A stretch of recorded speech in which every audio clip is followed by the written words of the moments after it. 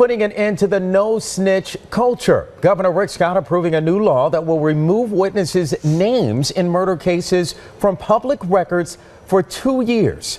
Families hope that this move will result in more tips, leading to more criminals being put behind bars. And that brings us to a story you'll see only on 6. NBC6's Stephanie Bertini met with the members of the community and local law enforcement to see what can be done to break the no-snitch culture.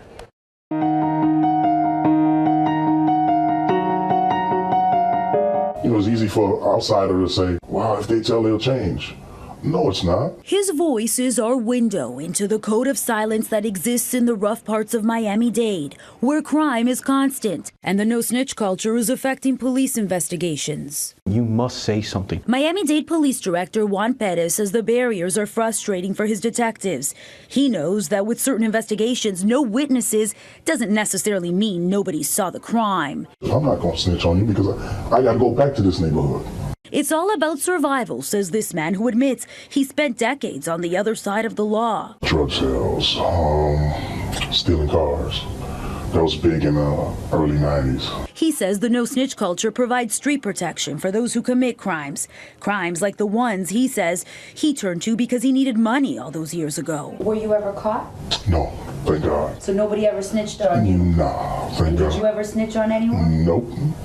I'm not going to. He's changed his life now, but that look the other way mentality is still part of who he is. He says snitching has deadly consequences, and not just for the snitch. To my mother, to my grandmother, to my wife. No one is saying anything because they're afraid. Daryl Collins is feeling the pain of the no-snitch culture. His nephew, 19-year-old Robert Engleton, was found shot dead near a park earlier this month.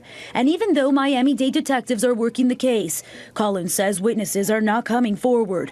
The situation, a reminder of a wound still not healed. My son was murdered, and no one has came and said anything. It was 2011 when his son, 24-year-old Bobby Lee Mitchell Collins, was shot dead. His case is cold. Collins is convinced that the no-snitch culture isn't just the problem.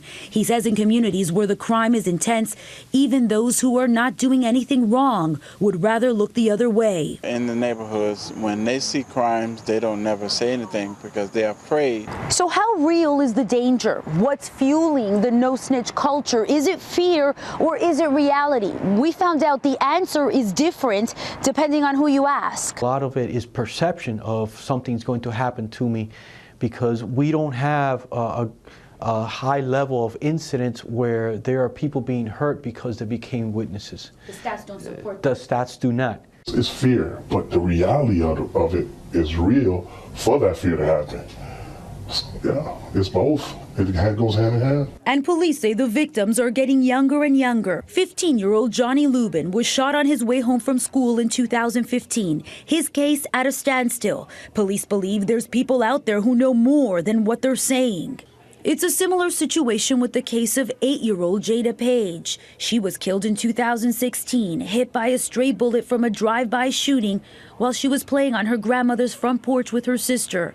Detectives believe her dad was the target. Somebody knows something. Despite cries from the community, no witnesses have come forward. Both of these cases happened in broad daylight in the northwest part of the county, where police say young men are usually responsible for the crimes nowadays, and where there's an ongoing gun violence issue. What we've seen is not that there's a lot more crime and there's not a lot more homicides or anything like that, but the level of violence when there is a crime has increased so much.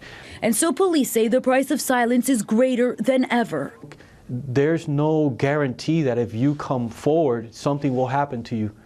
But there certainly is a guarantee that if you don't get involved, somebody's gonna get hurt. But those who know the streets say the risk of talking is greater than ever, too. As far as the police, all they're trying to do is solve the next case and move to the next. After the case is solved, I'm left. The possibility of retaliation. That's why that man asked us to hide his identity. The no snitch culture, police say, is rampant in areas like Miami Gardens, Liberty City, Opa-locka, Little Haiti, Overtown, and Allapattah. But police are urging you to help break the cycle. We've put together a list of tips and information on our website, as well as resources for those of you who feel trapped by the no snitch culture.